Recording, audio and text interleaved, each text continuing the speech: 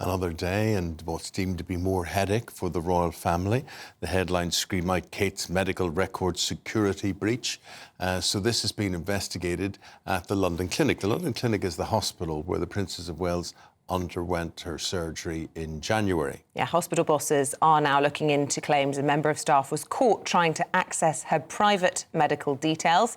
Senior hospital bosses have spoken to Kensington Palace about the potential breach. Joining us now, Royal and Entertainment reporter for the Sunday Mirror, Sarah Robertson. Sarah, morning to you. Morning, Eamon. Good morning, Isabel. Good morning. Well, Sarah, I look at this and I think, what is the fuss? It's a hospital. Surely anybody is entitled to look at anything.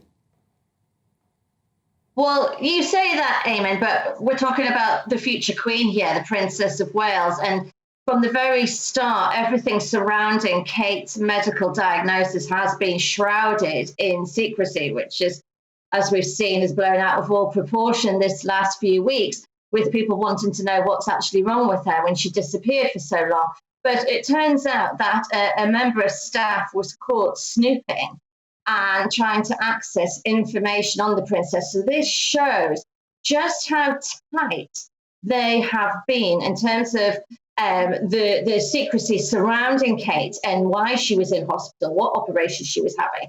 That there must have been just the smallest, teeniest amount of staff that would have had those details going to hand. So someone somewhere has been trying to find out more information and they were caught doing so, which is actually a criminal offence. So if they were trying to find out that information with which to sell it on and to use in other ways, because at the end of the day, your patient confidentiality, Eamon, as you know, is to give that away is against the law. You know, doctors take a Hippocratic oath when they pass to become doctors, and to sell that on or to give away someone's private medical information, confidential medical information without their say-so is against the law. Yeah.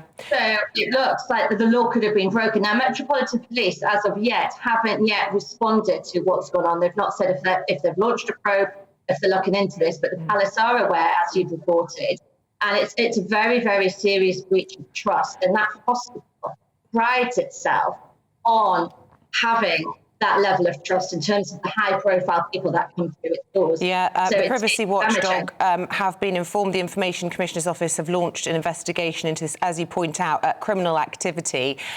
This is a hospital, though, favoured by, I think it was Prince Philip, who was often treated there. But the King is still having his cancer treatment through the London Clinic. So how much of a problem is this for the reputation of the hospital? And do you think that the royals might think twice about using it in the future?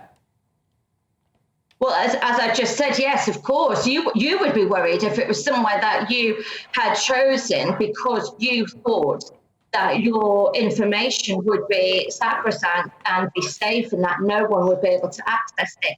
You would be very cautious and very alarmed indeed to think that actually this could be falling into the wrong hands. You would question its safety and privacy, and makes you think twice. Do I actually want to go and spend money to go and stay there? So King Charles, I mean, he said he's got cancer, he's fighting cancer. But again, he hasn't said what kind of cancer he's fighting. And it's just very dubious that someone in this clinic is trying to obtain this level of information. And we've also seen a lot of stuff has been coming out in the foreign media about Kate's condition. They've printed allegations that we've never said here. And it makes me wonder, has that come from what's been going on now within the clinic? Has it been a leak from within the clinic? Do you know more than you have revealed so far, for instance? I'm not saying any more than what I said on air, Eamon, I'm afraid. But look, it's been a very, very, very strange few weeks. I was on your colleague Patrick Christie's show last week, and I said the way that this has been handled from the very start by Kensington Palace. So the very fact that the hospital has approached Kensington Palace, does that mean there is someone out there who is peddling this information? I would hazard a guess, yes. The fact that the hospital themselves are the ones to alert this shows that we have to take this very, very seriously indeed, and that there has been a serious breach of patient confidentiality involving our Princess of Wales. And that's worrying, especially in the times that we're living in, with misinformation flying around. And we've seen the power of conspiracy theories on the internet, how they can take hold of the wrong information in the wrong hands. Is frightening when it comes to high-level British public figures such as the Prince of Wales. Sarah, would you recommend that she should come clean about whatever is wrong with her? Because the longer she doesn't, it builds this up into something that it hopefully is not, but it seems to be more serious if she doesn't talk about it. Well, again, that's what's led, Eamon, to these conspiracy theories taking hold, because there was just this tiny, tiny, tiny little bit of information given at the beginning, which was that she was having abdominal surgery. And from that moment, the word abdominal surgery, the internet just ran rife with all sorts of craziness. People saying that she was having tummy tucks, facelifts, BBLs. I'm not going to go into what that is.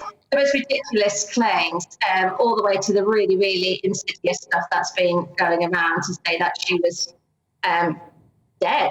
So this is, and that's why they were asking for proof of life to actually see the Princess of Wales. So this is the level that we've been dealing with. And again, as I said, from the very start, it's been mishandled. The Queen was very reticent. She always said that royal family medical diagnosis should have been made public. Charles went in and said that he had cancer.